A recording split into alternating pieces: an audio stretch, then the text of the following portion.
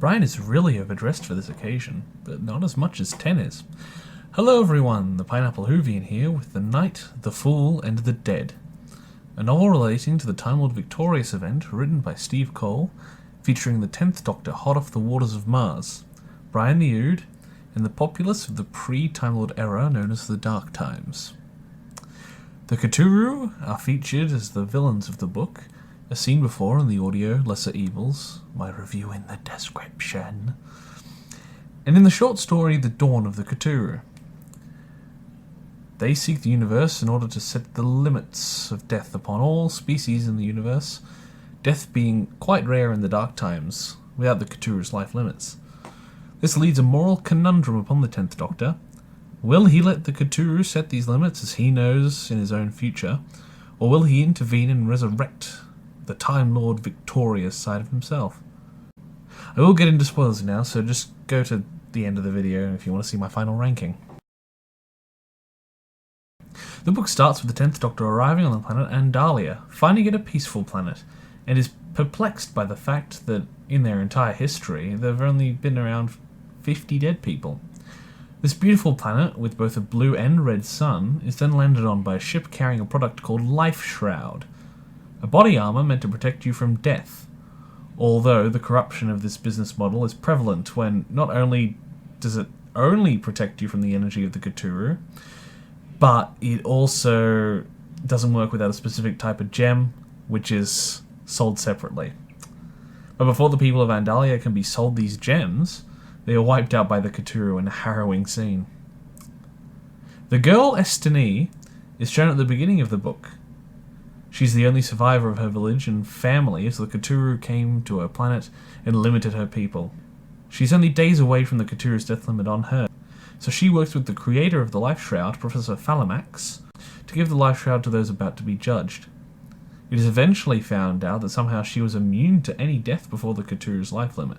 After Estini is kidnapped by the Cthulhu and taken to their planetary base, we are shown the horror of those the Cthulhu take of the species they judge, becoming zombies who seek blood and ramble coordinates that relate to the Cthulhu's religion, or their design. Once the Doctor and Brian the Ood, who was sent to test the validity of the Life Shroud by a politician who now begs the Doctor to find Estini, the Professor, and deliver the Life Shroud to their people. After they rescue Estini, following a trail to the Professor, this politician employs them to finish the Life Shroud on his ship, as they barely work, with a demonstration using Estini's gift to emulate a possible outcome. Once on the ship, the Doctor and Brian figure out that the politician has no intention of saving his planet, but arming his private army into a war with the Cthulhu. They take over his ship and attempt to travel to Andalia in hopes of finding a way to stop the Cthulhu's gift of death. Using Estini as a vessel, the Cthulhu use the TARDIS and manipulate the TARDIS's landing time to that of their predetermined design. Once there, the Doctor finds a way of reflecting the Cthulhu gift back towards them if they were to use their ability. Once again, using Estini, they kill the Professor to stop her perfecting the Life Shroud. Disgusted at what she did, Estini seeks redemption in killing herself along with the surrounding Cthulhu, leaving the Doctor in the same mindset as at the end of the Waters of Mars, getting frequent flashbacks. He gets ready for battle by donning his Time Lord garb and preparing his new army and weapon, with Brian as his commander-in-chief.